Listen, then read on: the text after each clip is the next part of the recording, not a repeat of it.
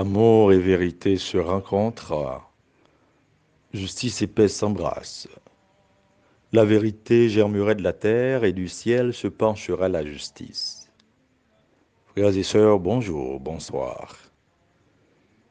Ces paroles du psaume 84, entre parenthèses 85, regorgent d'espérance et la vie du chrétien devient semence d'espérance si elle est enracinée dans la foi et la charité.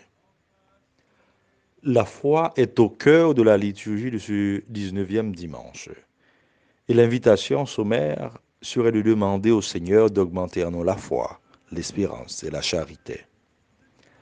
Cette foi dans le Seigneur est vécue par Élie qui devait discerner la présence de Dieu. Des fois, nous aussi avons du mal à reconnaître cette présence, cette brise légère, ce sentiment de paix intérieure au plus profond de nous. Le contraste, c'est qu'il y a tellement de bruit dans notre monde, dans notre vie et autour de nous, que nous risquons de mettre Dieu à la porte. Ne le pouvant pas, nous le refusons. Il y a tellement dans notre monde aujourd'hui une crise de froid. Nous sommes à la recherche plutôt de miracles que de nous mettre à la recherche de Dieu. L'évangile d'aujourd'hui fait suite au miracle de la multiplication des pains, faisant ressortir en Jésus le visage miséricordieux de Dieu le Père. Jésus qui cherche un moment de cœur à cœur avec son Père nous fait comprendre que la prière doit devenir pour nous source et moteur de notre vie chrétienne. Dans les moments les plus cruciaux de sa vie, il s'écarte pour être en relation avec son Père, le Tout-Aimant, le Tout-Puissant. Il gravit la montagne, lit-on. Dans la Bible, il s'agit de ce haut lieu de rencontre avec le Seigneur, rappelant l'alliance de Yahvé avec son peuple et aujourd'hui l'expérience d'Élie et de Jésus. C'est un lieu privilégié de rencontre. Au fin fond de nous tous, il y a une montagne. Il s'agit de notre cœur, là où le Seigneur vient nous rencontrer. Il faut tout simplement le préparer pour accueillir l'hôte intérieur, plus intime à nous-mêmes que nous le croyons. La barque était déjà à une bonne distance de la terre. Elle était battue par les vagues car le vent était contraire, nous dit l'Évangile. L'analogie de la barque fait référence à notre Église, à l'épreuve. L'Église, c'est le peuple de Dieu en marche, dans le monde. La mer et les vents contraires symbolisent le monde et toutes les forces du mal qui nous assaillent.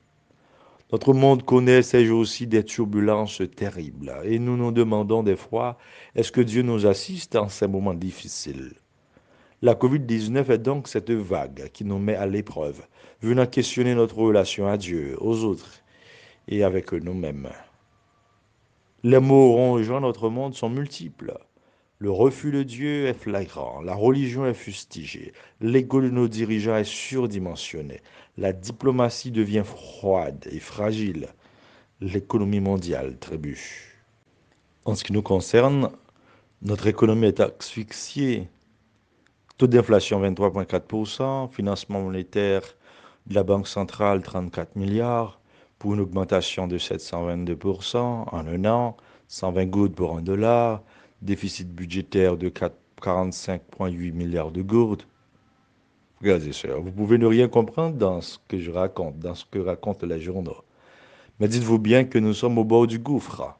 Si notre taux d'inflation est à 23,4%, chez nos voisins, c'est moins que 1%. Imaginez-vous, avec ce taux, dans certains pays, des cas de suicide auraient pu s'enregistrer.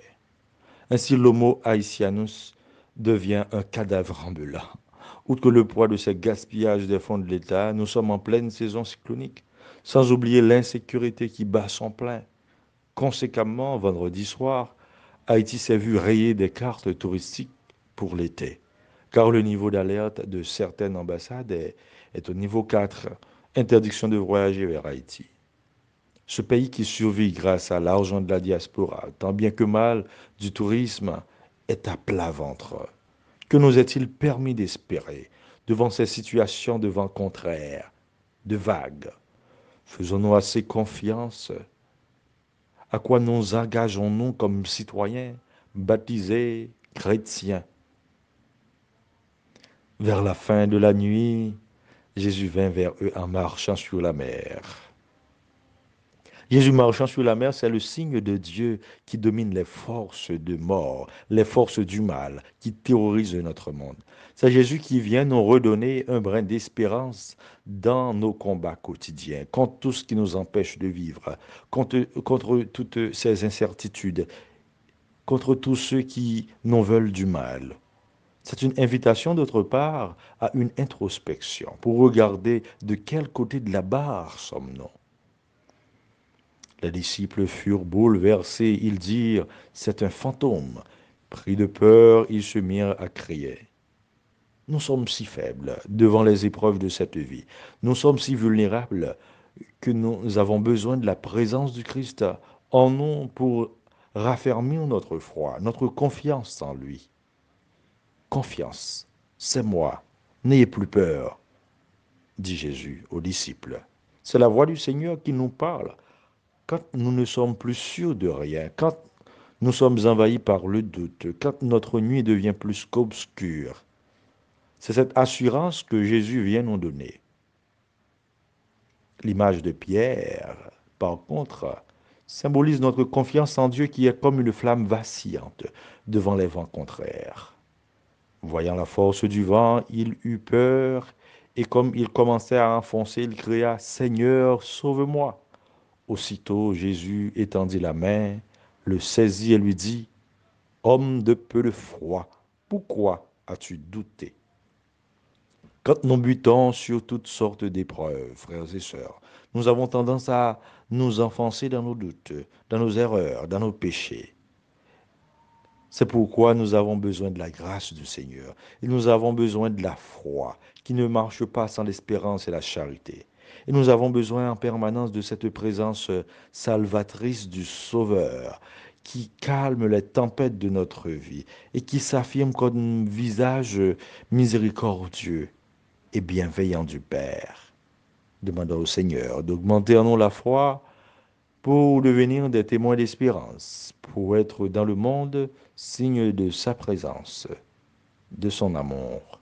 Qu'il en soit ainsi pour chacun de nous. Amen.